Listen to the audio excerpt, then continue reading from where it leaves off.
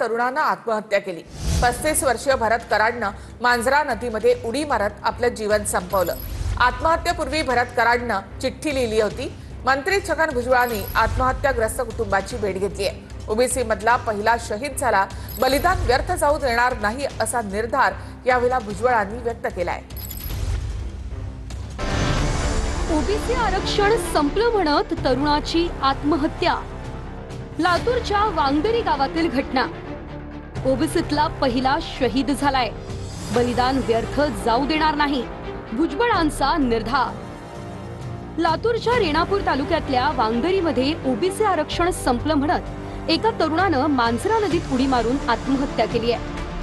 आत्महत्या केलेल्या भरत कराड या तरुणाच्या घरी जाऊन छगन भुजबळांनी आत्महत्याग्रस्त कुटुंबाची भेट घेतली आहे। मंत्री छगन भुजबळ येवल्याचा नियोजित दौरा अचानक रद्द करून भरत कराडच्या कुटुंबाला भेटले। आत्महत्या केलेल्या तरुणानं चिठ्ठी लिहिल्याचा दावा केला जातोय। आत्महत्या केलेल्या भरत कराडच्या चिठ्ठीत नेमकं काय आहे पाहूया। मी भरत महादेव कराड। आताच महाराष्ट्र सरकारनं मराठा समाजाला हैदराबाद गॅझेट लागू केल्यामुळे ओबीसींचं कायमस्वरूपी आरक्षण संपवलंय। मी वेळोवेळी ओबीसी आरक्षणाबाबत आंदोलनात सहभाग घेतला होता, तरीही सरकारनं ओबीसी समाजाचा घात करून ओबीसी विरोधी जी.आर. काढल्यामुळे मी माझं जीवन कायमस्वरूपी संपवत आहे। माझ्या पाठीमागे तरी माझ्या कुटुंबाला आणि ओबीसी समाजाला न्याय मिळावा। मी भरत कराड। आणि आम्ही संपलो, आरक्षण गेलं रे आरक्षण गेलं, मग संपलं आणि नदीत उडी घेतली आणि आत्मसमर्पण केलं।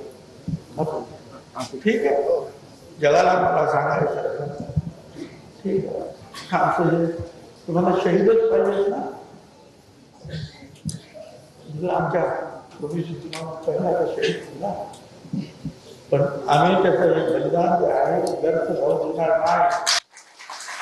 आरक्षण मिळवण्यासाठी सुद्धा अनेकांच्या जीवात बलिदान झालं, आता वाचवण्यासाठी बलिदान करण्याची पाळी आलेली आहे।